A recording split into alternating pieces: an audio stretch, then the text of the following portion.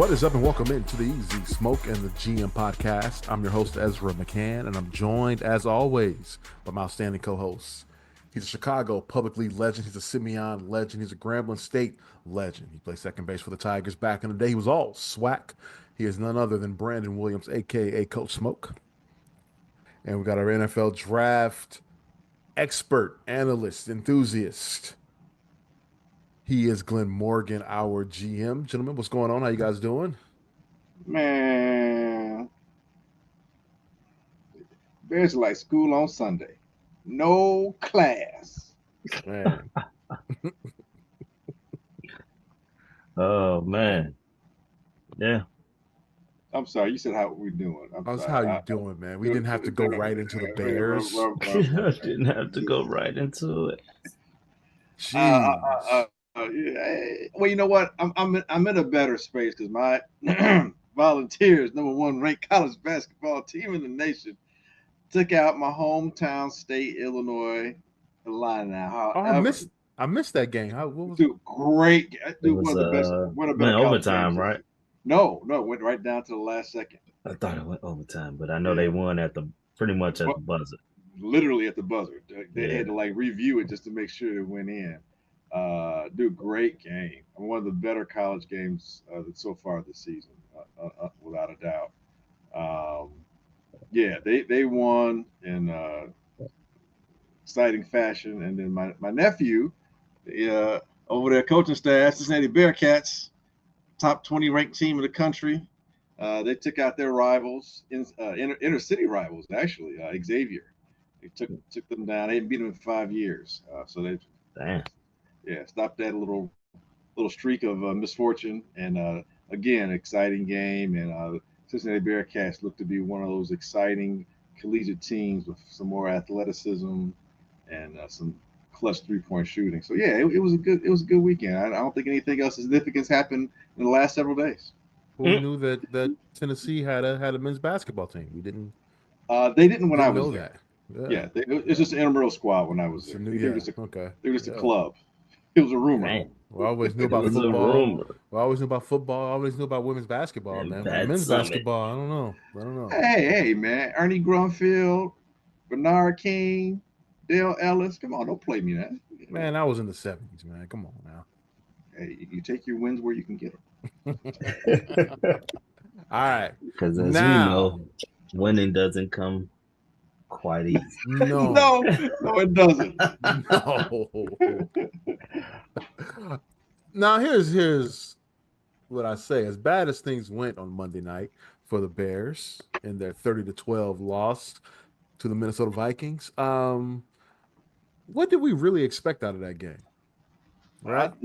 Not a damn thing. That's exactly what I expect. I don't know about you, but that's exactly what I expected. I mean, yeah, that's why I wasn't too upset with what happened. You go into the game, your left tackle's gone out of nowhere. Is that what you call them? Yeah, I mean, and I'm not trying to make fun of his injury or say he's fake and anything like that. That's not what I'm trying to say. I'm just saying, man, nothing was reported all week about this, and all of a sudden, the day before the game, he's out. That just, bro.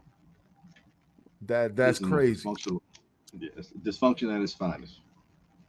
That's crazy. But is it crazy for this team, for this organization, the last couple of years? Is it crazy, or is it par for the course? It's kind of crazy, Gio. It's kind of crazy. Is it?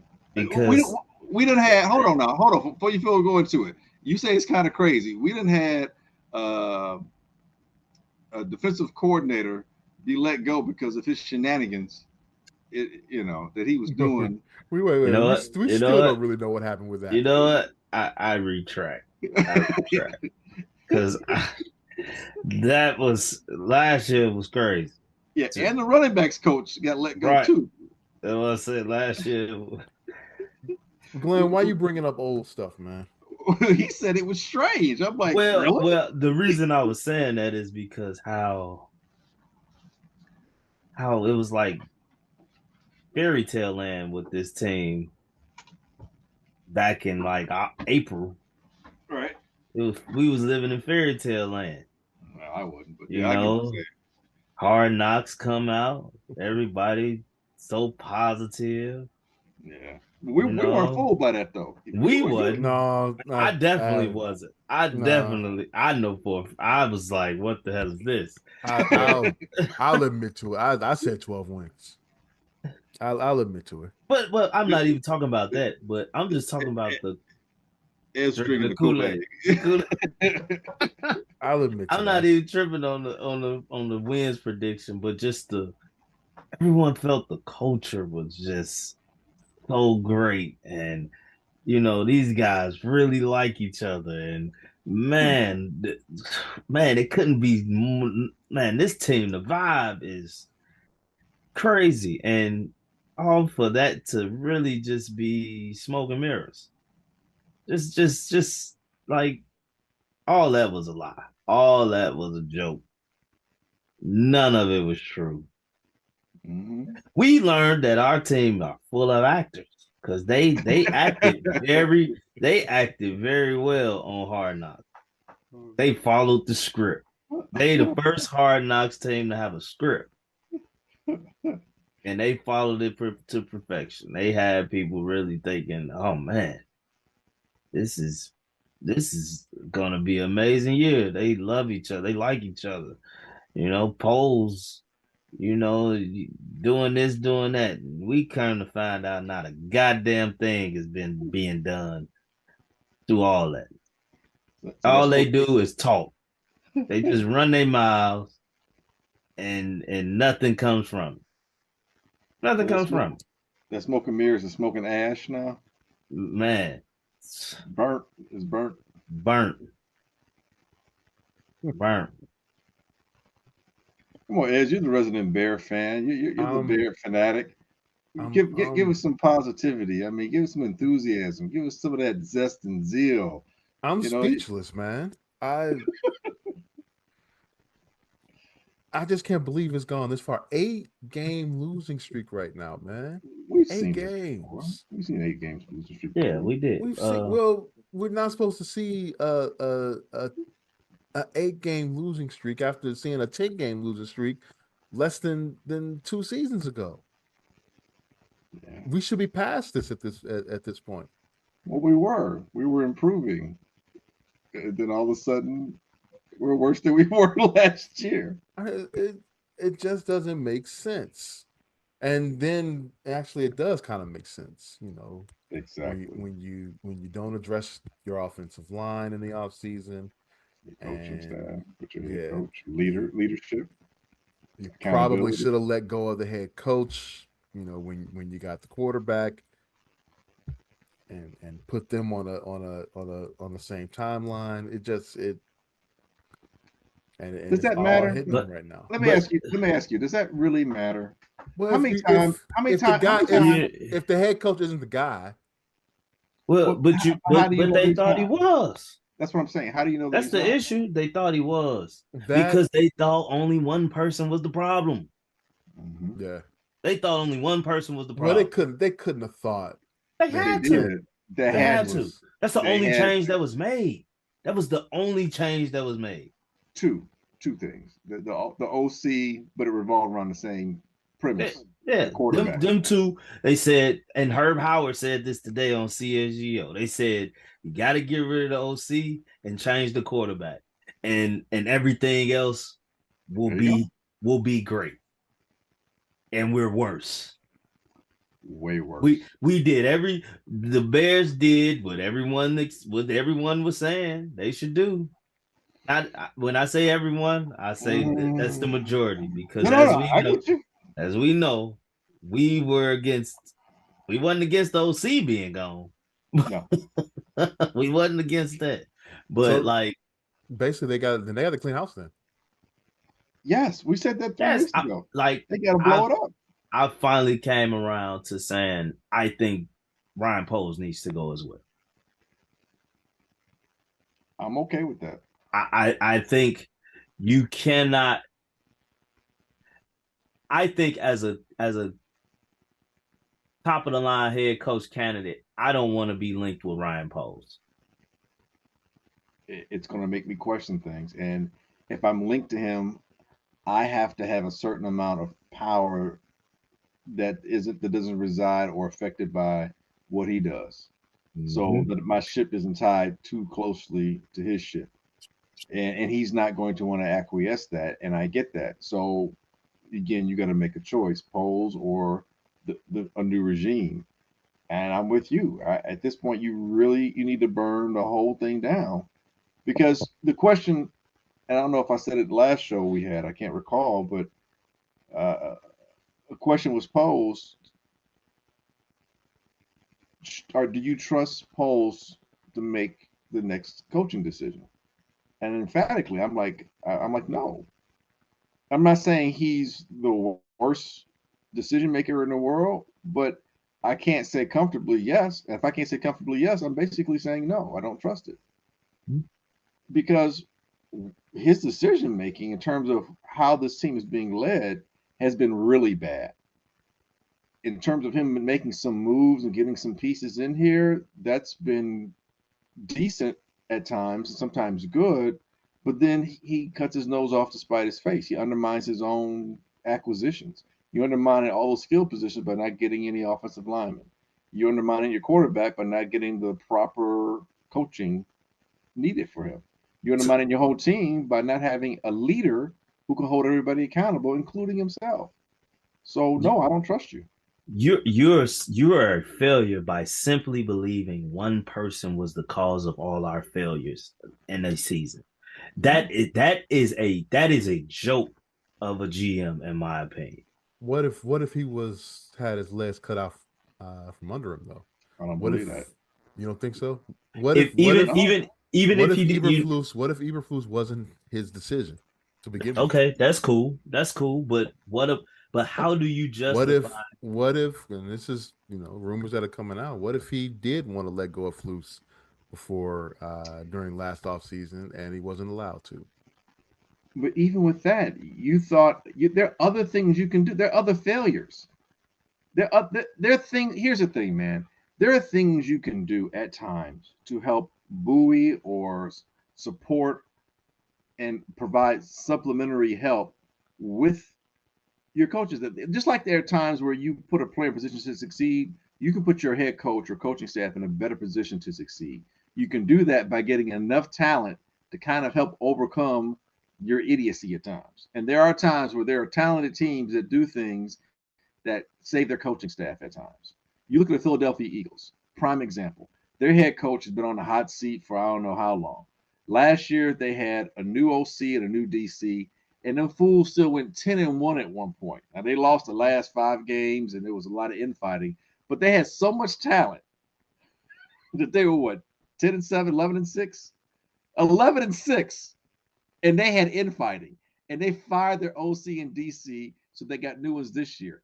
They were a bad team, quote unquote. They went 11-6 because they had so much talent. We ain't seen 11-6 since I don't know when. Okay, we're supposed to be a good team with better, organizational kumbaya, so to speak. So my point is, there were things that he could have done, even if you were kept, even if you had to keep Flus, there were things you could have done because you had 2 top 10 picks. Yeah. And the 2 positions you addressed with those 2 picks were an abundance of players at those positions. Drake May could have been available if you traded down once or twice. Jaden Daniels could have been available if you traded down once with the first pick. I don't think any of us would be pissed if we had Jaden Daniels. I don't think any of us would be upset if we had Drake May. We'd be like, oh, we see some talent. He's improving. Okay. I still say you would have. I would not have if you did other things, again, to support him. I've always believed you don't need a primetime killer at quarterback to win. If you get one, fantastic, but you don't have to get one in order to win. A lot of teams are proving that this year alone. And as much as I like Odunze, I do, been a big fan. I've always said, hey, get Odunze. But by the same token, I'm like, if you don't get him and you trade down, I'm fine with Brian Thomas Jr. I was more than fine with him. Went on air several times, talked about how good he's an LSU receiver. I'm good. You get the 3rd receiver out of LSU, he'll probably be better in the receiver that we have. Yeah, 2 receivers out of LSU, and they've both been killers this year. And Neighbors and Thomas Jr. Thomas Jr. just went for 10 receptions and almost 200 yards and 2 touchdowns this past week with Mac Jones throwing to him. It wasn't even Trevor Lawrence. It was Mac Jones throwing to him. Mac Jones. You don't need a killer quarterback to have some success in the NFL. You don't. Because if you have enough talent around you, Sam Darnold, you can succeed 12-2 Minnesota Vikings with a 98% chance of winning the number one seed in the NFC if they win out. And those games are very winnable. Seattle is beatable. Detroit is decimated by injuries. And Green Bay and Minnesota, that's a 50-50. That's a toss-up. So, yeah, there are things you can do to buoy yourself, to support yourself. And you didn't. Polls drafted this year like we were a couple of players away from being Super Bowl challengers. We ain't been to the damn playoffs. And he drafted like you get a punter in the 4th round. That's a luxury pick. I don't care how talented the punter is damn good. He's our MVP. It's not yeah, that's the problem. If I knew how to vote for the Pro Bowl, I'd be voting for this guy right now. Undoubtedly. You didn't bring in a veteran quarterback. Who said Caleb had to start day one? Who said that? He didn't have to start day one. I think I'm frozen. No, you're good. Okay. Caleb didn't have to start day one. And they announced that. They announced that in like May. And yeah. You might as well just said it in February, to be quite honest. But you didn't bring in a veteran. The Vikings drafted JJ, what was he, 8th pick or 5th pick overall, 6th pick overall? He was a top 10th pick, right? McCarthy, right? But they brought in Sam Darnold first before they got McCarthy. Because you have a veteran. McCarthy wasn't going to start this year. He wasn't going to start unless Darnold just fell flat on his face. And we talked about that. I'm like, dude, I don't see how Darnold can fall flat on his face. There's too much talent around him, and the coaches are good enough that he should be fine. McCarthy got injured, so it's a moot point. But I don't think Darnold would have given it up. I'm not starting JJ this year as good as Darnold's been playing. And we saw that play out in Kansas City when they had Alex Smith. And you picked it. Mahomes was the 10th pick overall. Sat the whole year. You didn't have veteran leadership. There's a serious lack of leadership throughout. And that one you can put squarely on polls, regardless if he was saddled with Eberflus or not. Because if he wanted to get rid of Eberflus, I'm even more pissed at him because he should have known that he needed to have better things in place because he was going to maybe mess it up or not do as good as he could do. Or even if he could, you still need to get him help. And you didn't trade down with those picks. You didn't maximize those top 10 picks.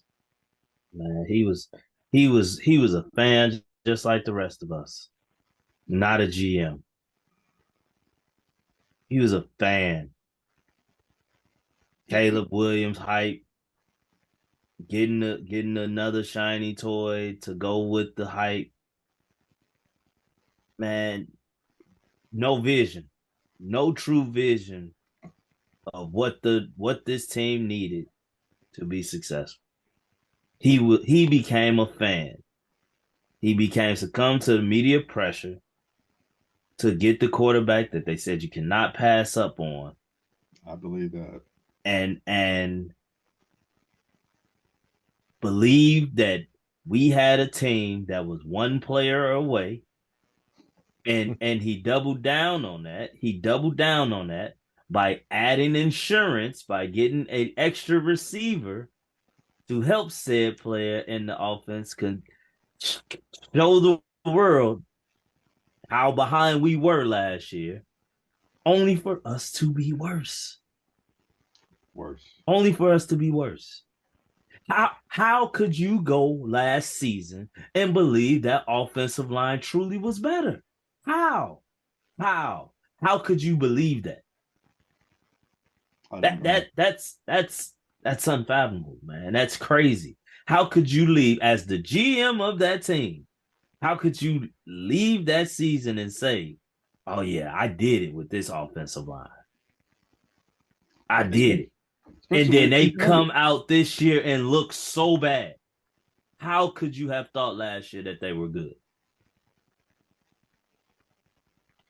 Without you believing one person was the problem. He believed one person. He was made to believe by everything that was being said around him that one person was the problem.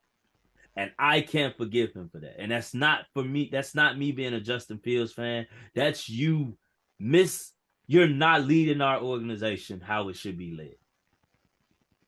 Because even if you felt Justin Fields was a part of the problem, or if you felt he was the problem, even still as a comparable GM, you don't draft a receiver at 9.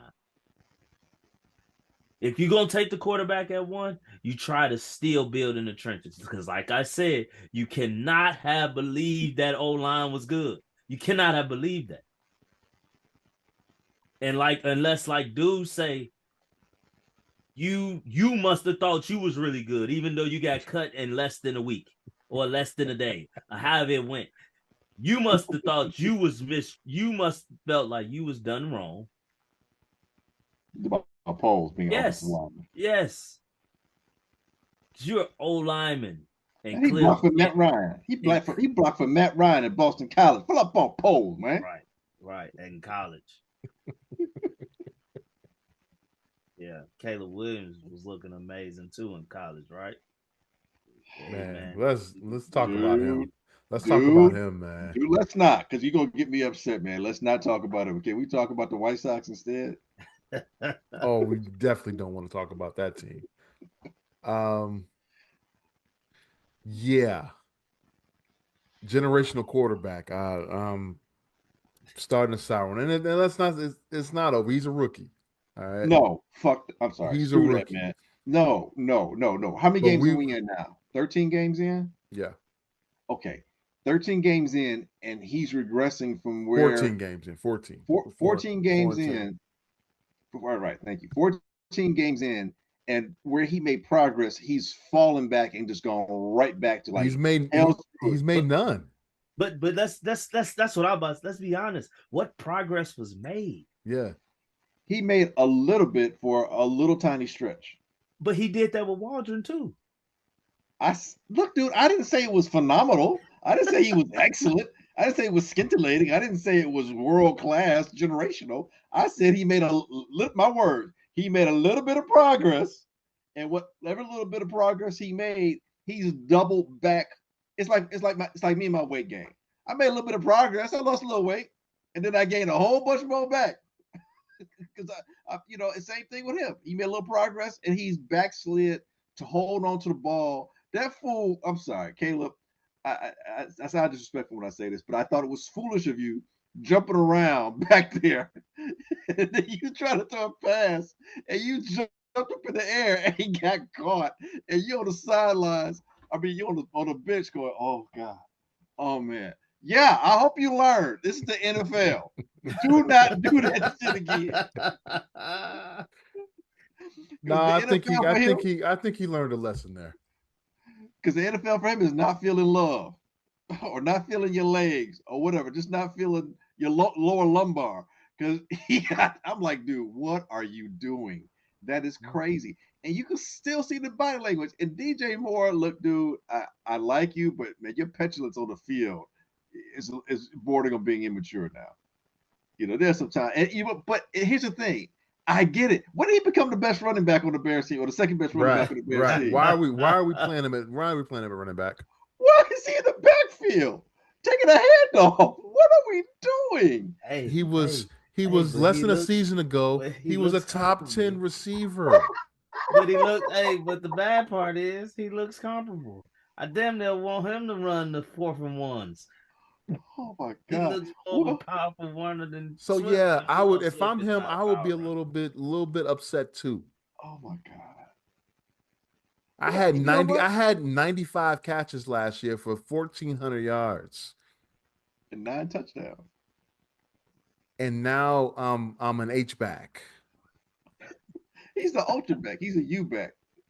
Jeez, hey, bro. At least he got his money. Like. Unlike Debo Samuel, you had to go through hell.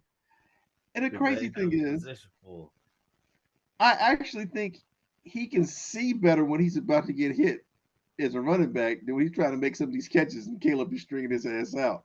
dude, sometimes he has to go for some of these catches. You got to tell, I'm like, he's like pissed as hell. Like, dude, like, what? How you throwing me this ball? Like, you throw me a quick screen and I gotta jump and extend myself and get Well, that exposed Caleb, on a quick Caleb, screen. Caleb missing too many passes, Too man. many. He's far The inaccurate. the Oh tu- my God. the double move that Keenan Allen made into the end zone. That's a touchdown. It's got to be a Wasted. touchdown. Wasted. Overthrown. Poor, badly overthrown. Not even close. Badly overthrown. I mean, it's like he saw it, but then it's like, dude, what? I don't understand because it's like it looked like your feet were set. You weren't jumping around. How'd you overthrow that? It's got to be somewhere between here with his arms coming over his head. I don't understand it. Did it there? Did it to a doomsday? Yeah. It did it all night. In the end zone. Like it's like he missed Keenan on a slant. Yep. And it's like I'm like people, and I mean, we can all get on the receivers about the drops also,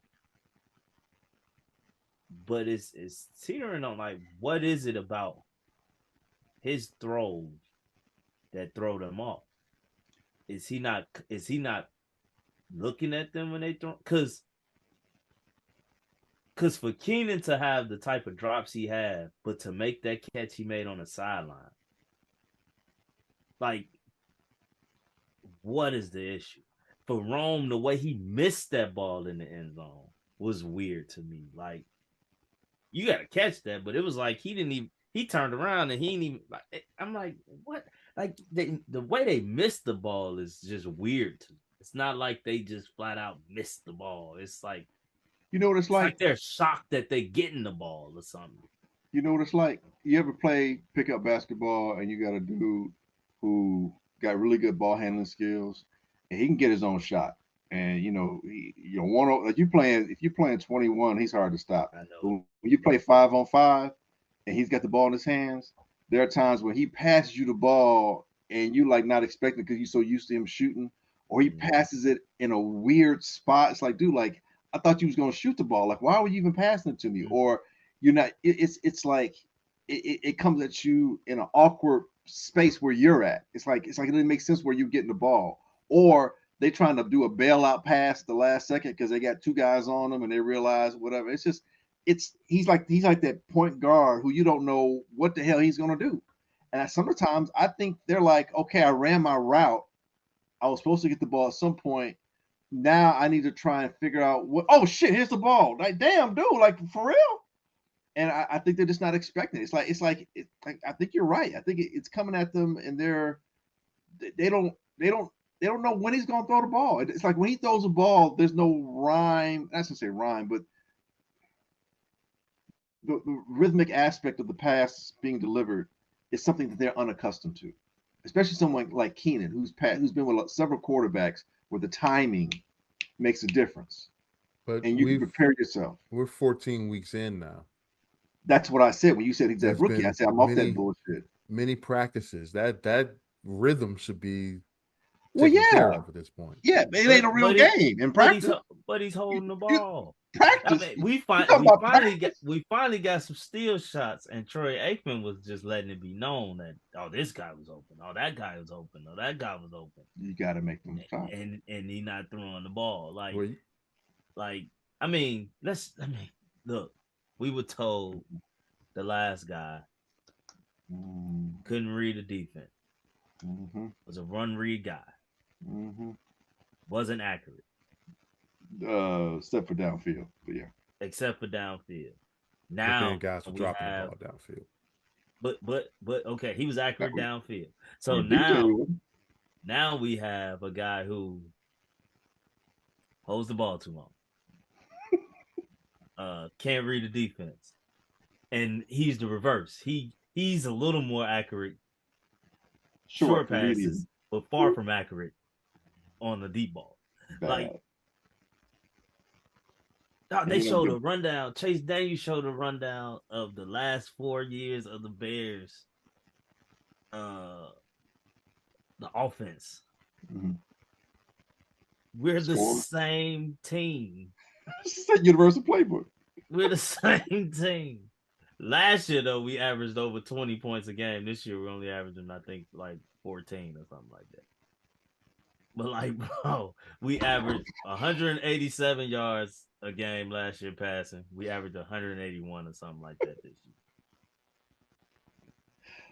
year.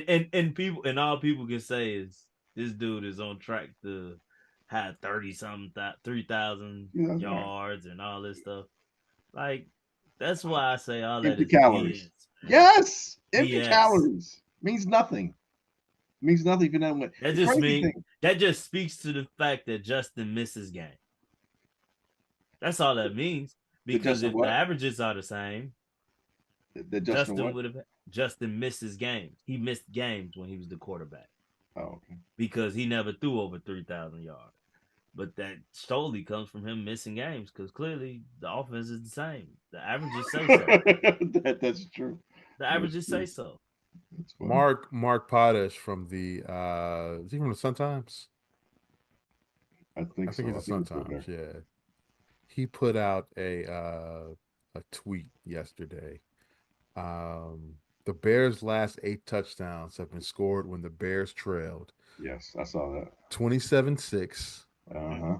31-6, Uh-huh. 24-0, Hmm. 23-13, 23-7, 16-0, 27-16, and 24-10. What I say? Yeah, the We defense gotta don't be care. down. Yeah, defense is yeah. It's the defense ain't playing. The defense So that's is where all the stats are coming from. Where empty calories. yeah, And people are that nails it buying down right into there. that stuff. You got a tight end you pay $50 million to. He got 1 target yesterday. He doesn't even look his way. I'm watching last night. How does that happen? Oh, He's not even looking Cole Kmet's way. he's his 2 targets are Keenan and DJ. Shit. I No, don't even know. I wouldn't even Odunze and say Keenan. Dunze. I say DJ. Well, downfield, DJ is like Well, left and DJ right. is the right. He throws him the screens. Uh-huh. But Keenan, he throwing all the balls to Keenan. I mean, as much as we talk about drops and chemistry, clearly they're got chemistry because But he's you know what, throwing the ball to Keenan him. is the old man. I'm sure Keenan is constantly in his ear. No, I mean yes, but it's funny you say that. More times than not, when the Bears are going 3 and out and they're going to the sidelines, DJ ain't talking to his ass. Well, no, I'm saying during the week. I'm talking about that's fine. I'm talking about what I see body language on the field. We know when it matters. You know, when you need to make adjustments real time. Every now and again, in Doomsday may sit next to him on the bench. DJ is nowhere around him. And you can tell he is displeased. What did DJ say? I like Fields. I'm fine. I don't need. DJ was catching passes. DJ was a receiver last year. He was catching passes downfield. He was catching passes on goal routes. He was catching passes on different type. He was running the receiver route tree. Here he's just going left and right. He barely does any slants. He's in the backfield more than he's a receiver. That's insane. And you said he's not even looking at Cole Kmet's way. Cole Kmet had 700 yards receiving last year, had his best career year as a pro, and so did DJ, coming from a place where he had worse quarterbacks. And obviously I've liked Justin Fields, and all it says to me is Justin Fields was a far better talent than they effing realized, because he was apparently carrying this team and covering up a lot of deficiencies. He apparently made polls think he had a great offensive line, or good enough offensive line. Good enough, yeah. So right, it's all good enough. So what was the reason everyone was saying you need to get a primetime quarterback? Because they cover up mistakes and they make everybody else about them better. Well, apparently Justin was doing that. It was completely unappreciated for doing that. Now, I'm not saying if we have Justin that we're world beaters. The point is, as I said before, even if you want to let Justin go, you need to get more with those picks you have, because there's so much you don't have. And you need to be able to have some, because if you take Caleb and you don't trade down and you use your other pick and don't trade down, you better hit on them. And with your other picks, because you don't have the margin for error that you might need. if you miss on any of them, he missed on Kyron Amagaji. He's missed on him. I'm sorry. He looks worse than Braxton Jones. I don't know when he'll get better, if he'll get better, but it ain't looking good right now. He missed on the picks he traded to get the journeyman offensive line. Wait. Can you say he missed on him already? I'm saying right now he looks really bad. If you had how many first round offensive linemen have looked that bad this year of the ones that came out? The Pittsburgh Steelers have 2 rookies on their line, and they're 10-4 in the arguably the second toughest division in all of football. Well, I don't think number one, I don't think he's a tackle. Well, it doesn't. Okay, whatever. You're missing. You got a guy out of, was it Harvard or Yale? Yeah, he's out of Yale. And he was injured, he wasn't even fully healthy. And I like the story. I'm sure he's a fine, intelligent young man with a great singing voice. Well, right now he's a walking. Does he sing?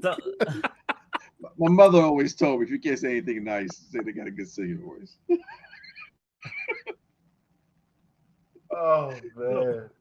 So something I heard today that kind of made me raise an eyebrow and like think like. So apparently the Bears, because we drafted him in the 3rd round, right? Amagaji? Yeah. Amagaji in the 3rd round. Okay, so apparently the guy we wanted went the pick before us. Apparently. So then we got Amagaji, and then it was 3 other O-linemen that were drafted within like the next 6 picks after. The guy that went before Amagaji has not played a down this season. Amagaji got his first basically playing time yesterday. The 3 guys that went after have all started 12 or 13 games. I found that quite interesting.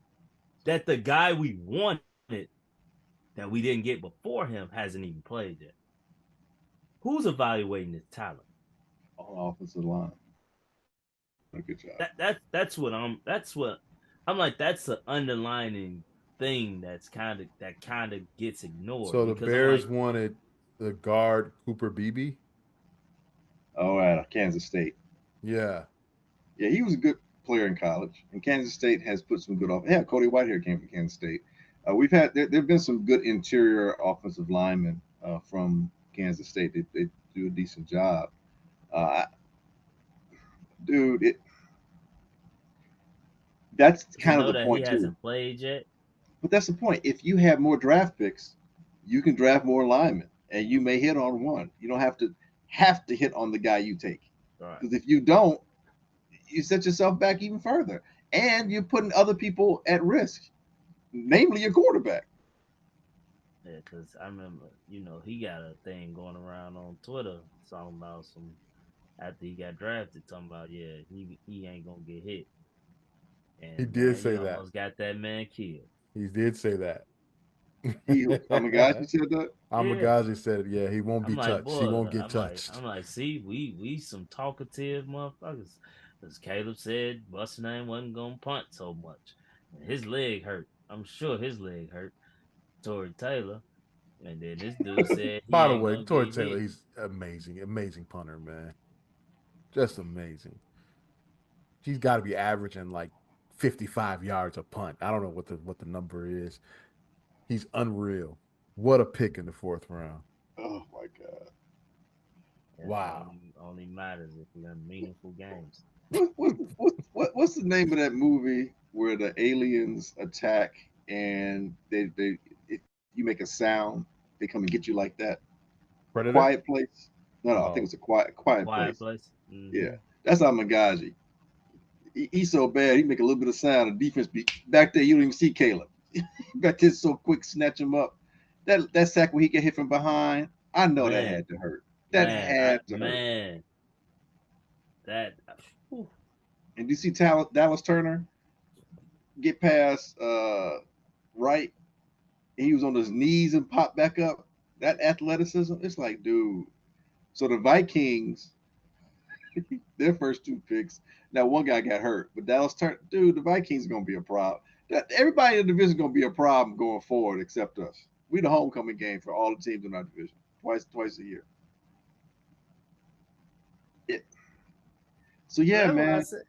I mean, granted, like I said, we should have won. We had a chance to win those games, but that's why I said I wasn't buying into those close games. The second ones ain't gonna be close No, and they've proven that. because I felt like they was playing around with us, Yes, they're playing with their food. and this time around they say, okay, we not about to do that.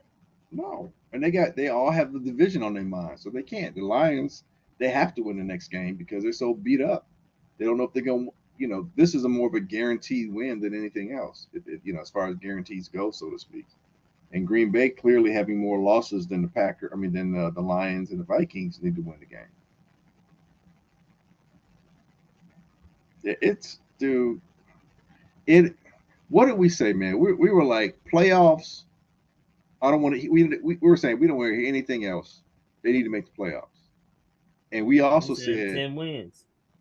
10 wins. We also said they better not lose less. They better not win just 7 or less than 7 games and have gotten rid of Justin in the manner that they got rid of and not making improvements. And the fact that they're actually going to be worse than either of those two things that we said is mind blowing because it's not just a bad season. It's not even one filled with. It's not even like the Detroit Lions where it's an injury marred season. It's not even like that.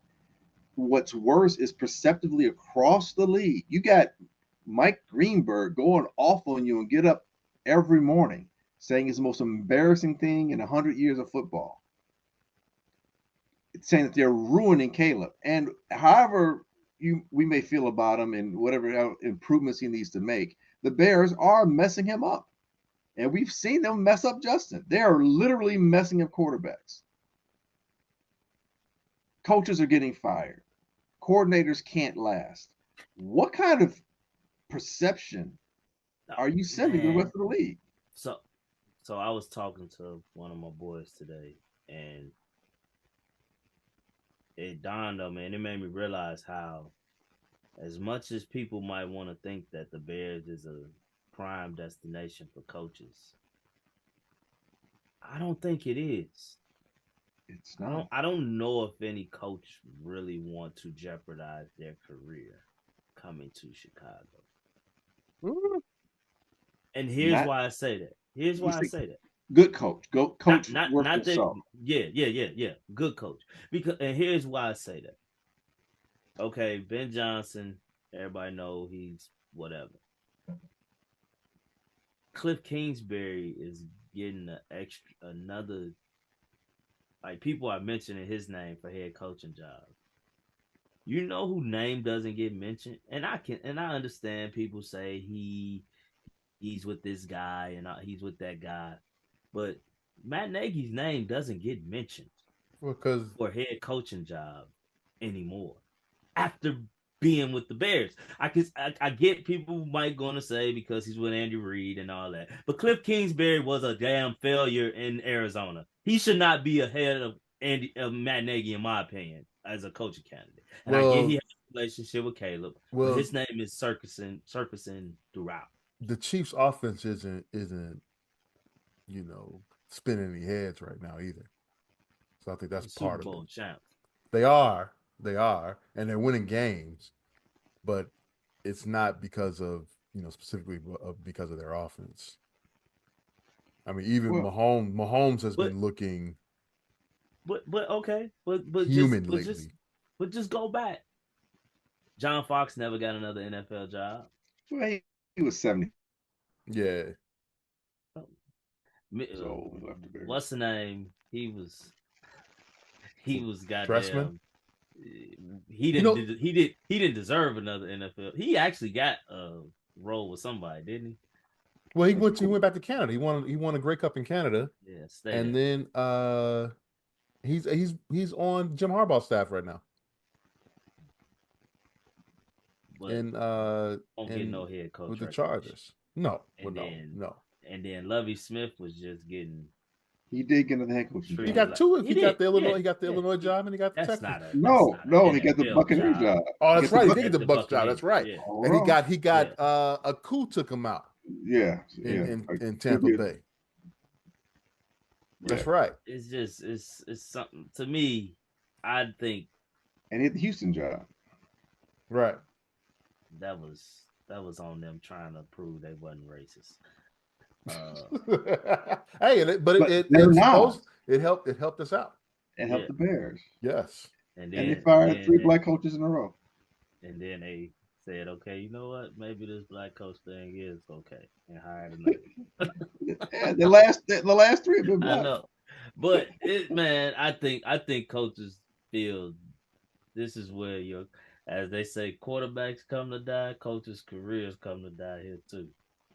Well, the only coach is going to come here. I shouldn't say only, but how I see things right now, they're going to demand certain things because they're going to want more. To your point, they're going to want more control of their destiny and not leave it in the hands of incompetent or clueless GMs.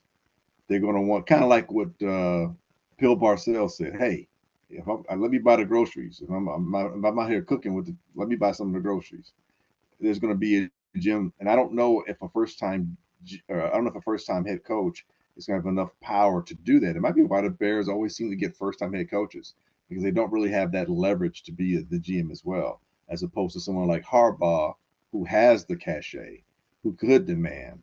And if it gets out that you didn't give it to him and he demanded that, or he wanted some access to that, it may look bad on you. I don't know, but he seems to be doing fine in LA with the Chargers going forward. And Herbert hasn't even really been healthy all year, so they look like they're good going forward. And they don't even have any primetime receivers really. They got some young receivers with a lot to prove. But I don't know. Like people keep saying Vrabel. I don't think Vrabel comes here. If I'm Vrabel, why would I come here? Because the city is named Chicago and it's a great city. I can visit. I mean, as opposed to Cleveland, when people don't go there to vacation, people come to Chicago to vacation, but they don't necessarily want to stay and live here in the cold. There are other options out there. The Giants are going to be an option. I actually think they have a better job than us. No, it's not. They potentially, perceptively, maybe. Especially if they clean. I think they are. Dude, if they clean house, it's freaking. If we can say Chicago, they can say freaking New York. Yep. And they've been to Super Bowls and have won Super Bowls. Sorry. That's not a better job. I think it is. Why isn't it? Because everything aligns together. Look at that defense. Everything will align together. Just what B is saying. They're going to get rid of everybody. Together. You got Malik Neighbors. You have some offensive linemen who've had some injury issues a little bit, but you've got a little bit of talent on the offensive line. Your defense is really young, athletic, and can get after it. And you're in New York. And you're with an organization that has proven that it will do things and spend money to get players. And they've won Super Bowls more recently, the last 25 years than the Bears have. Or you can come to Chicago where it's major dysfunction and they don't know what the hell they're doing. Right. And they've developed quarterbacks. I've seen and they get a chance to draft a quarterback. Like you said, all the lines up. That's what I said, all the lines. Like you as the coach gets to dictate the quarterback you get. Who did the Giants develop? Eli Manning? Yeah. Okay. Yeah, 2 Super Bowls. And you beat the Patriots, the undefeated Patriots. Dude, I mean, fuck. He may not be in the Hall of Fame. He's not. Yes, but he's in the Hall of very, very good with exceptional wins in the Super Bowls against the Patriots. It wasn't like they just beat some poo-butt team. They beat the undefeated Patriots, bro. A helmet catch. Hey, it took him getting off that sack to throw the helmet catch. And a great defense. Hey. They beat him twice. Got to the party. He got to the party and beat him twice. You got to get to the party. They developed Phil Simms. Had a last dance. That was 40 years ago. And who the hell we developed in 100 years, my friend? We haven't developed anybody. I'll give you that. Okay. I mean, hell, Kerry Collins came in and took him to a Super Bowl, okay? Yeah, seriously. The Giants will be That's not a better be a better job. currently right now. It's not It's not a a worse. better It's job not. But it's not a worse What? job. But Yes. why isn't it? Why isn't it? because we have the generational quarterback. But they can draft who Jeez, they might think is the generational They can quarterback. draft their own generational quarterback, which means just someone the in the top five. generational quarterback. They That's could what it's all draft. about. Cam Hey, Ward. Bill, we can use this. Bill Belichick supposedly was very interested in the Bears job. I hear he I, was I, interested in a lot of jobs. I hear he was interested in the Jets. No, I'm for real. I heard he was interested yeah. in the Jets. Like I'm so, just saying. He just Okay. knew that he took the. Well, let's get into that. Bill Belichick is the officially the head coach at North Carolina. Um, you got to think that he saw the writing on the wall that no NFL team is going to hire him, and so that's why he said, "I'm going to go take this UNC job." Right? Yes. Yes. I agree. It's too difficult to hire a guy like Bill Belichick because his age is one thing. You're gonna have to give him what he wants because his resume, his pedigree, it demands that. It screams out loud. If you don't, you're the idiot, not him. So, why didn't you just say? Look, if I'm a GM, I don't want that headache. If I'm an owner, I don't want that headache. Thank you. No. Get, no matter what type of success he's had recently, he has created Super Bowl winning rosters. Yes, he's had Tom Brady, but if I'm Ryan Poles, who can't create shit, now I got this guy here. my job's off the line. I'm My bringing in my job is replacement. irrelevant. Right? Yeah. My job is irrelevant. I would say Yeah. it's not a bad job. What's not a I bad mean, job? The Bears job. Yes, it is. It shouldn't be, to the but surface, it it isn't. is. To the surface, it isn't. It is. But history tells us it is. What are you keeping polls? And if you're not keeping polls, which I can get and I can get behind, who are you bringing in to replace him? And who are you using to help you find his replacement? And then you need to get that in place before you get your head coach. Otherwise, you're doing everything in a. Kevin Warren is known in football circles. What is Kevin? Hey, look, man. What has Kevin Warren done since he's been here? In Chicago, What has he done since he's been affiliated with the Chicago Bear organization? he fired Other, Eberflus. That's Stevie all he's Wonder had. been fired. That's all he's had time to do. Because the media told him to. All he had time to do. He's been there for a year and a half, almost 2 years now. Right. He came in. Wait, he was hired after they hired the GM and the head coach. I'm well aware of that. So what was he supposed to do? He was supposed to fire them right away? No. That's not what I'm not So what saying. So what else is he supposed to do? I didn't say he had to fire anybody, I just asked the question, what So the hell has what he what done the else last what year and a half? what else is he supposed to do? They got rid of the quarterback right away. He didn't fight for Justin. Sound like he was okay with Justin. Got rid of the quarterback right away. That wasn't right away. It was another year after that. I mean, so what? So he's been there long enough to know the coach wasn't shit. It was just a year, dude. All I know that he's done is we'd have gone from the Arlington Heights deal to no deal. So you telling me? so you saying no? The Arlington they got the tax situation figured out in Arlington Heights. Is there a date on when this? Man, there's so much. He said you have to give him the time. He said he wanted to break ground in 2025. Okay. They saying Michael Reese. The Michael Reese. There. We'll see. I'm just saying you have to put a we'll see on it. Oh my God. Same question. You don't want to start off your sentence is with Kevin Warren's gonna, and I'm like, what has he done before the I'm a gonna? No, I said no. I didn't say that. I said that he has contacts in football. So he's been in that realm. Meaning what? He was a player agent. right? To what effect is that going to help the Bears? I'm saying that he could probably get out and hire a general manager, a decent general manager. Okay. He didn't want to hire Harbaugh. So to me, anyone that's gonna allow their personal feelings to get in the way of good business, I don't know how. Oh my Know. God. I hate to believe it. It's the McCaskies. It's the McCaskies. It's got to be the McCaskies. It's just their penchant for people that seem like nice people and not really the people who need to be the ones making decisions seems to be the thing that's the underlying problem here. Because they have a whole bunch of nice people in the organization.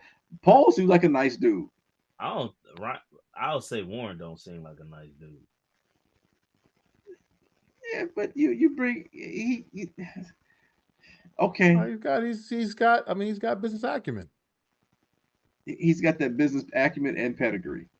Yeah. I'm just saying they have a lot of everyone on paper looks nice. But when they got to make decisions, it blows up. Until somebody paper tigers. Until somebody make the unpopular decision that works for the organization, I can care less about any of them. Who's gonna do that? I'm just saying. We have to see. You got to let it play out. As you say, he fired Eberflus, but that was the popular decision. That wasn't hard to do. That wasn't hard to do. Because he waited till Eberflus basically told them to fucking fire him. Yes. they should have fired him 2 weeks before he ended up getting fired. So yes, you're right. Probably should have been an off season before, but all right. Yeah, and then during the season, but they waited till he said, "Okay, I'll just go keep giving me chance after chance." Okay, I'm gonna just force y'all hand. All I'm saying is this is gonna be the first time he's gonna have. He's clearly, based off of how the press conference went, he's in charge. He's the one that's gonna be the top guy in this hiring cycle. So let's let him do his job. Just like B said earlier, there's a lot of talkers. I hear a lot of talking. And I don't see anything being done in real time. Meanwhile, I see other organizations make real time decisions and move on. This is the first time in 100 whatever years that we've actually fired a coach during the season. That's ridiculous. And we've seen bad coaches here that could have been gone a lot sooner. Well, the first 60 years was Hallis. Take those away. He wasn't going to fire himself. I'm not even talking about those. I never saw him coach. I'm talking about in my lifetime. I've seen some bad coaching. Let's move on. College football playoff is coming this week, starting Friday the 21st, or the 20th, excuse me. We've got Indiana, Notre Dame on Friday. And then Saturday, SMU, Penn State, Clemson, Texas, and in the nightcap, your Tennessee Vols going to Ohio State. I'm surprised you're not already in Columbus, man, with your Tennessee flag flying.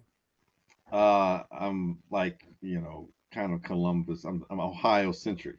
Okay. I'm slowly. It's Tuesday, I'm moving it slowly. I'll have Tennessee gear on come Saturday. So I think the Indiana Notre Dame game is going to be a really good game. Why? Because Indiana can score points. And Notre Dame's got a really good defense. Indiana can score points though. So I think it's going to be a shootout. I think it's going to be a shootout. At Notre Dame Stadium. It's going to be overmatched. No. I don't think so. I think it'll be a close game. Yeah. I think Indiana has the "you don't respect us" chip on their shoulder and F around and find out type of mentality. And I think losing to Ohio State in that kind of environment help them a little bit in terms of, oh, this is what it's like when the level of play is elevated and the environment has escalated things as well. They won't have that to acclimate to as much. I think they'll be ready for it because as much as Notre Dame is Notre Dame, and that atmosphere will be electric, it's not as big as Ohio State in terms of the stadium I'm talking about. So yeah, I think Yeah, and they, yeah. I mean, a lot of these guys. Well, this year they went to Ohio State this year. Mhm. They played at the Big House. Notre Dame Stadium is not going to Intimidate. overwhelm them. Right, exactly. Yeah. So yeah, I'm looking forward to that game Friday night. Um, Penn State SMU. Scream blowout to me, especially Yeah, if that's gonna be Allard gets all. healthy. Yeah, that's gonna be all Penn State. Did you see Penn State's backup quarterback Yeah, he went a portal and he's entered the gone. portal? Yeah, that's wild, man. It's crazy because he actually plays. He's gotten some decent tick this year, and that could be substantial if Allard doesn't, if he's not as healthy as he could be, or as this playoff if their playoff season continues, just like Georgia has to deal with the loss of Beck. Any potential injury to Allard could really put Penn State behind the eight ball. But if they had that quarterback there, you feel a lot better because he's played some significant moments this year. I just feel like if you're playing for a chance at a national championship, Just stick it out. yeah. Or make some kind of, because there's somebody else who's in the portal, another quarterback in one of these playoffs, but he's staying with the team. I don't know if it's with Clemson or SMU or one of those other schools, but he's staying with the team throughout the playoffs. And I don't know why you couldn't make a some kind of deal or scenario where that's the case. That would seem to be That's what I not was difficult. wondering if they did it because my my little guy that went to Kenwood, Kavion Thunderbird, he's in the portal from Arizona State. Okay. Mm, After them winning the Big 12 and then the playoff, he's in the portal. So I don't know if he's still with the team or not now that, right. but he was with them for the championship game and then entered the portal the next day. Mm. So here's a Now, question: Does he get a ring still? yeah, Guess that's on. Well, that depends on the coaching staff and the presidents and the typically, AD. typically they do. Typically, they still give you. In the land of NIL, that typical Might, stuff go out the door now. That's right. what I'm That's what I saying. say. Yeah, Might yeah. be a new day now. Interesting. Yeah, I heard James Franklin. He talked about it at his press conference, and he backed the kid up, basically saying, "Hey, Sure. which is probably the right thing to do, right? When you Yeah. when you have to go into the border yourself Right. to get some guys. But he said it's a bad situation because you have to declare this so early. But I don't know if as a player you don't really have a chance because you have to be in school for Well, the next semester, right? I forget the portal stays open a significant time. It's not like it won't be open. I think I don't know if it's carried throughout the whole part, and then there's like a secondary portal I think too that happens. So Well, you gotta. Well, I think it opens up, and once it closes, it opens up again after spring. right. So some of these guys they want the money. And I guess you can get it before it's gone, kind of deal. So whether you're in a portal now and I can get what I can get, and I have a better chance to be where I want to go, as opposed to having to settling for taking Washington State, quarterback because that guy I forgot to pronounce his name begins with an M. It says Mateen or Mateer or something like that. Anyway, he's one of the more highly sought after quarterbacks in the portal. And so maybe you don't want to be you declare so you don't have to go to a school where somebody else already left and you got to kind of take their second sloppy second, so to speak. Uh, Clemson, Texas. I see Texas is gonna run away with this game, I think in so my too. opinion. Um, and then Tennessee, Ohio State. That's the game of the week. The 8-9 game, sort of like the Tournament. 8-9 in the yeah. in college Basketball. basketball tournament where you get some really, really good matchups there. That's gonna be tough, man. That's gonna be a tough game. I think Ohio State edges Tennessee on that I don't disagree with you. in that game. It's tough to go to. Tennessee has to hope that Ohio State's still a head case. If Tennessee, and I was speaking with someone earlier, they felt that if Tennessee got out ahead with significantly, like a couple of scores, by Ohio State playing at home, the fan base can actually work against Ohio State because they'll be so disgusted with them that it could further cause some kind of mental dismay for the Ohio State players and coaching staff, and Tennessee can leverage that to a win. But I don't think that's. I think that's kind of wishing. That's it. Ryan Day is playing for his job or is coaching for his job. And y'all thought I was crazy when I said that a few weeks back. Yeah, that man. It's insane. 85% plus winning percentage, and you on the hot seat because you can't beat I Michigan. didn't say he was crazy. I said he should be. College is different, man. Oh my God.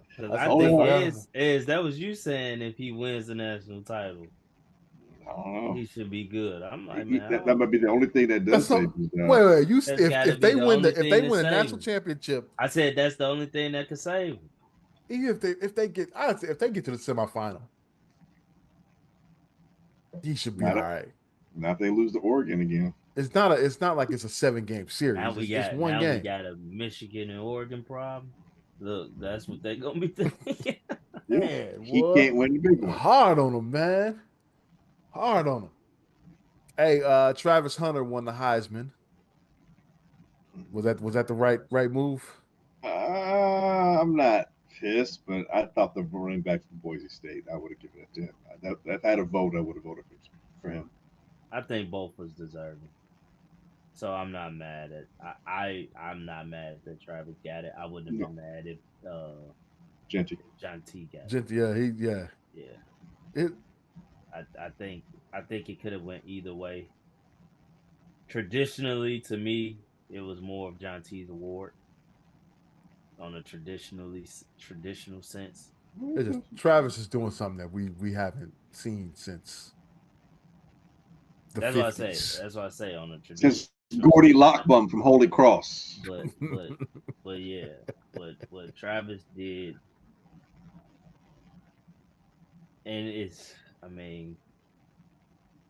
interesting that them. I guess they Big 12 now, but like they were Pac-12. It's like Pac-12 guys get the Heisman and don't make the damn playoff is beyond me.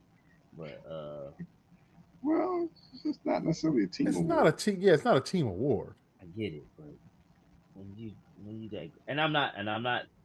You picking on Caleb? Yes, you are. You picking on Caleb? You little side kidney punch. Pull up the punches, Tyson. Little jackrabbit kidney punches you give him.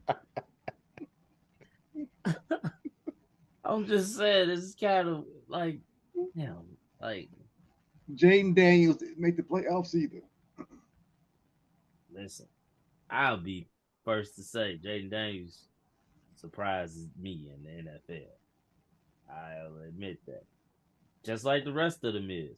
Hell, even Caleb surprising me because hell, I thought he was gonna be better than what the hell he is. Bo Nix is gonna be a rookie of the year. That's I think Jaden took it back. No, Bo, they did. They put a stomping on the Colts. Man, so because the Colts is retarded. Let me not say that. Wow. A lot of your friends wear pointy hats. A lot of your friends wear pointy hats and put holes in their bed sheets at night. Those some of your best buddies. Man, you had Jonathan Taylor drop the ball before the end zone. Then you had the reverse pass that was really ruled it was a pick six, but it was ruled a scoop and score because it was a lateral. Man, it sound like cult problems. Man, hey, worked in my favor, but it didn't work in my favor. I lost one leg of a parlay that would have won me $28K. Wow, 28. And I Was that the typically was don't. wait. Was that the only one you lost As far as on in that the parlay, parlay? on that Yeah, parlay, yeah. I didn't lose the Colts game. I thought I was going to lose that game because Denver was losing at first. I picked them to cover, but they end up running away with it. I lost the Steelers game, had them plus 5.5, Uh, and it was 13. It was 13-20, and Najee Harris fumbles the ball as they're driving to score. You said, I, take I that, have Brandon. I have no doubt if he, and mind you, because I don't even bet on like the actual teams no more. I just do props. yeah. Right. And Najee is a banned guy. I will never, and this is before this, I will never bet on him as a prop. Now I will never bet on the Steelers because he's on the Steelers. Wow. Ever. Like he not only do you smoke me on props, you smoke me in the actual game. I picked the team to just simply cover. Like, yeah, Man. so but yeah, I bet it was every single game on the NFL slate. Won every game but that Oh, wow. Wow. That's incredible. I gotta think about that. one. Won every game but that one. Hey, last thing before we go to picks, Michael Vick uh, reporting that he is going to take the head coaching job at Norfolk State. So Not good for my alma mater, but the wait, Hampton question. Pirates. It was going around about some Sacramento State stuff. Yeah, I guess he was talking to Sacramento State and Norfolk State, and Okay. he's going to take the Norfolk State job. Well, he's from Virginia, so it kind of makes Yeah, it's sense. from he's Right, because the from first one I saw was Norfolk, and I was like, okay, that makes sense. And then Adam yeah. Schefter posted the Sacramento. I'm like, damn, that's on the whole other side of the world. Like, Here's the deal, Norfolk, North. I think Norfolk State works. He's from there. He's a legend there. He's going to be able to get some really good talent out of Peninsula District where he played. He's from Newport News. It's a lot of football talent in Newport News, Hampton, Chesapeake, Norfolk, Virginia Beach. A lot of talent in that area, and just because of his name, he's going to be able to get a lot of those guys.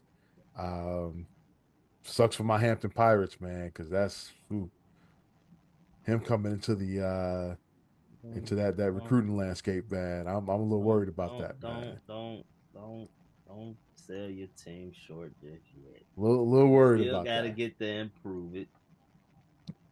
A little worried. Still got to get to improve it first. Here's the deal. Um, we don't know if he can. I don't know if he's ever, coached on this level. Yeah. But I guess it doesn't mean much because Deion Sanders has been successful. Eddie George has been successful at Tennessee State. He's been at Tennessee State for I think 4 years now. They won the Ohio Valley Conference this year, lost in the first round of the playoffs. My question is, Mike Vick, he was a guy that, most of his Like to career, fight and dogs. he's You like to fight dogs. so I didn't even get into that yet, man. I didn't get into that. He was a guy that admittedly was not, the Studious. studious Yes. quarterback. He wasn't the one that was always in the film room, and he was able to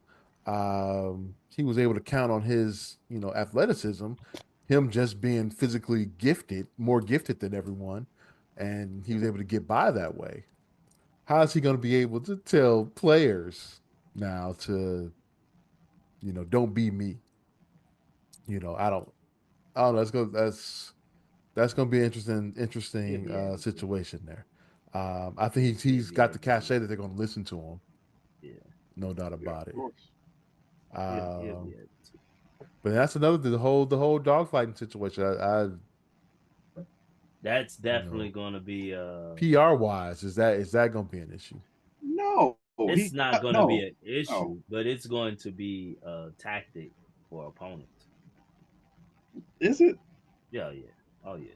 I Oh, think if you had a PWI, maybe, but he's at Virginia, so he's at home, it's going to so to be a speak. tactic for I, opponents. I, dude, I think And you're gonna culturally play some speaking, PWIs because you gotta have Yeah, the you money have to, game. because here's the, well, you got to have money games, and you only have they're in the MEAC. I think it's only six football playing teams in the MEAC right now, so So they I'm got not to schedule saying some it's other an issue. games. I'm just saying it's going to be a tactic used. They're going to speak. It's going to be signs. It's going to be chants. It's going to be stuff directed right at him. Comes with the territory. yeah, yeah. I think he can use that to leverage that to be a rallying cry. I question more so kind of like where Ez was going. Like, you mentioned Eddie George and the success he's had, and perceptively, what Eddie George is, he's always in my mind's eye been a person who's been very disciplined. With his, he's one of the first few people I remember, an athlete who he had his own chef because he needed to have a certain amount of, you know, energy, but less to carb, whatever it was, to have the physique and to keep cut and to be able to sustain during the NFL season because all the hits. Because he was a big back who played physical. But he always seemed to have that air of discipline where Mike Vick seemed to be more, like you said, more carefree, more, I guess, a bit unrefined in some of the nuances of being an NFL player, being an NFL quarterback. So that being said, Mike Vick, the second time around with the Eagles, was more astute. Mentioned how much Andy Reid and that coaching staff helped him reorient himself in terms of being a better quarterback and understanding aspects of the game. So maybe this more mature, you know, Michael Vick with I don't know, whatever his vision is, he sold Norfolk State on it. Or do you believe they just took him because he's Mike Vick? Nah, he had to sell them. Probably a little bit of both. Yeah, yeah. Okay. Probably a little bit of both. Yeah. So we'll see. They have a proud football tradition over there at Norfolk. Um, yeah, it's gonna be interesting. It's gonna definitely be interesting. Uh, but let's see. I Yeah, hope he doesn't we need the went money. we went to Norfolk this year. They got to come to Hampton this year in 2025 for the Battle of the Bay. So mark your calendars for that whenever that happens. Probably usually a mid September game for the Battle of the Bay. So can't wait. Road trip. Possibly, possibly. Hey, let's go to picks. Last week we all went 2-1. Yeah. Congratulations. Um, Glenn, you are 16-16-1. So you're at What? 500 now. Uh, Smoke, you and I are tied 21-13-2. Um, That was so Glenn, Sean. you have the honor. All right. Who you Well, got? I am going to take the Steelers. Just seem to have the Ravens number. This week 16. Yes. Okay. I'm going to take the Steelers +6 on the road against the Ravens. I'm not saying the Steelers are going to win, but they seem to really give the Ravens problems. I am all over. Actually, I don't know. The Lions are so beat up. I don't know if I can take them. They're playing the hapless Bears. Uh,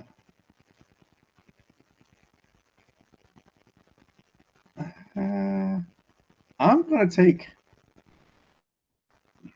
you know, the Vikings have everything right in front of them, but they always seem to kind of struggle when they go to Seattle. I'm going to take Seattle's desperation, the need to have to get this win, and being a home dog. I'm going to take the Seahawks +3 against the Vikings. And then for Even college, when Geno Smith is out, right? oh, is he out? I think So so. I wanted +3. Never you mind. Thank you. Mm. Apologies on that one. Well, then, if that's the case, let me. Hmm. The Bills are on a roll. I'm gonna take the Bills -14. Well, that's a big number, but they're playing at a different level right now. I just don't. The Patriots they look like a team that's in transition. So that's a big number, but hey, Wait. Hold on. They said he got good news on his knee today, and he may suit up for the game Sunday against Minnesota. No, that sounds like you knew I screwed up and you said something too soon, and now you want me to go back to my. No. I'm just I'm giving joking. the news. I'm joking. I feel better about the Bills, even at minus 14. So I'm going to take the Bills, and then I'm going to take Penn State minus 8.5. Yeah, I think they can win by 10 or more against SMU. I don't think them boys understand what cold is from Texas. They get up there in the they got to go to Happy Valley. Yep. Oh, yeah. And it's supposed to be like in the 20s, I think, or 30, something like that. It's supposed to be like a 60 night game. Difference. Oh, baby, that's a difference. Ooh. So yeah. So I'm going to lead off with that Penn State. Thank you, Glenn, for that knowledge. I appreciate that. I am going to take I'm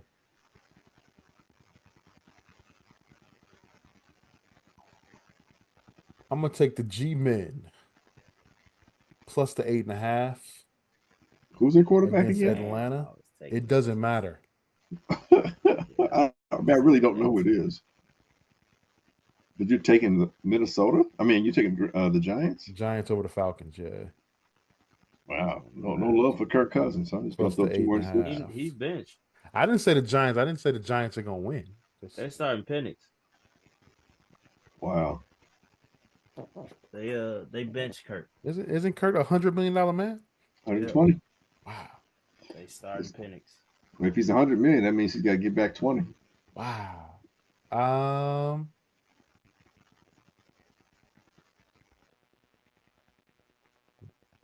And let's go. I don't like the rest of these games. Going to college.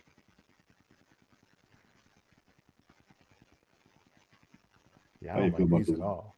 I'm gonna take the Eagles. Take the Eagles. -3 against the Commanders. So Smoke, who you got?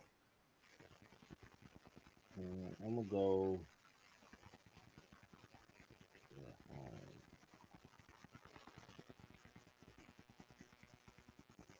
I'm gonna go Tampa Bay -4 at Dallas. I'm also going to take the Jets +3 versus the Rams. And I'm also taking the Giants +8.5. Who the Giants playing again? Atlanta. Go Falcons. All right. Michael Thank Penix you, guys. Start. That's going to do it for this edition of the Easy Smoke and the GM Podcast. I want to thank everyone for listening. We greatly appreciate it. You can catch our podcast at Apple Podcasts, Google, Spotify, iHeartRadio, Amazon, wherever you find your favorite podcast. You can also catch us at HP53 Productions. There you'll find a link to our podcast and the Super Duper podcast hosted by Rob Griggs. You can also catch us at our YouTube page, HP. Just search HP53 Productions on YouTube. Yo, Glenn. Yep. Please take us out. Hey, it's like we always say here at Easy Smoking the Gym podcast. We ain't saying we're right. We just don't think we're wrong. Go